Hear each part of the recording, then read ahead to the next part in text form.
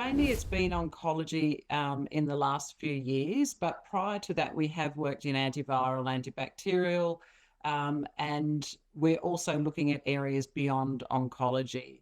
I don't think we've really even explored the highest potential for the technology yet, but oncology has shown significant benefit. Welcome back inside our proactive newsroom. And joining me now is Cheryl Mailey. She is the CEO of Star Pharma. And Cheryl, it's nice to meet you. How are you? I'm great, thank you. Thanks so much for having me today.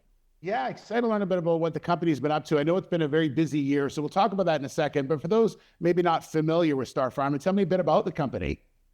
Yeah, so Star Pharma has been around for over 25 years. It was a spin out of CSIRO. And we have a proprietary drug delivery technology, which is the Dendrimer technology, which basically enables drugs to be delivered more efficiently and also has the potential to reduce side effects and toxicity.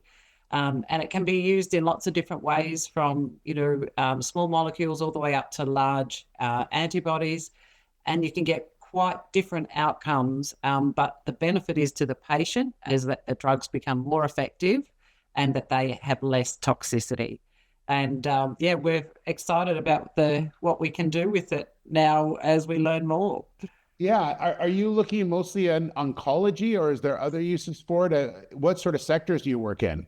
Yeah, so mainly it's been oncology in the last few years, but prior to that, we have worked in antiviral, antibacterial, and we're also looking at areas beyond oncology.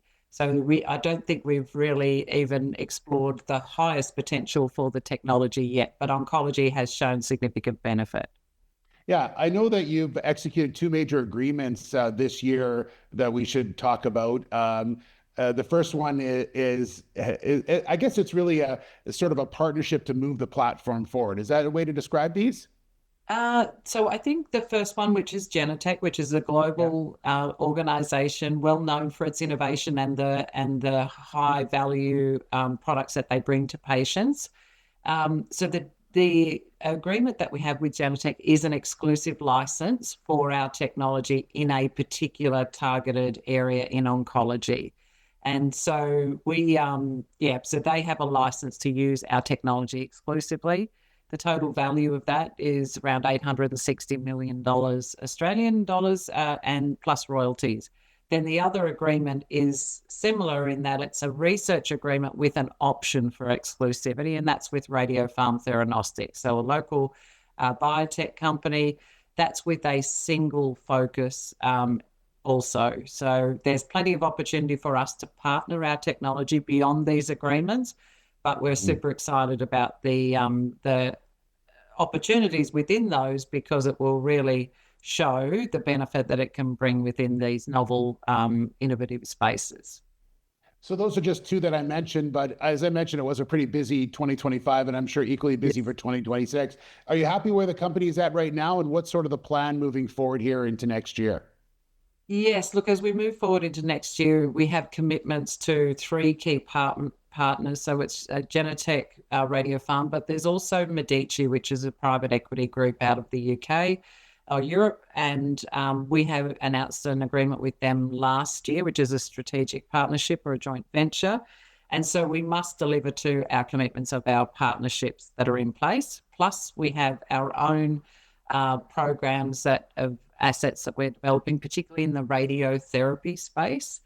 And our key goal in 2026 is to bring that into clinic. And new partnership opportunities are always on the boil. So converting those as well to licensing agreements is a key goal. Yeah, from what I was reading, you have a number of those ones in-house that are ready to go to phase 2 clinical trials. So obviously there's a lot of in-house work that's going on as well. Can you sort of talk about that part of the company? Yes, yeah. So over the years, we have developed a few different assets. We have a couple of products that are on market already. So they're Viralise and Vivagel, registered in about 35 different countries. And so that is an opportunity for revenue for us. And our goal is to increase the revenue associated with those. We have 3 phase 2 assets, and 2 of those we are focusing on licensing out those assets for another company to take that development further and to commercialization. And then we've got some early asset development, which is in that radio space.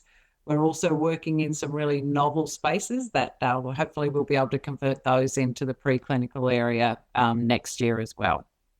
Well, it sounds like you've got lots on your plate for 2026. Yes. Be a busy one. Cheryl, thanks so much for giving us a quick update on where you're at, where the company's at, and continued success, okay? Thank you so much. All right, we look forward to following your story. Cheryl Mailey, the CEO of Star Pharma.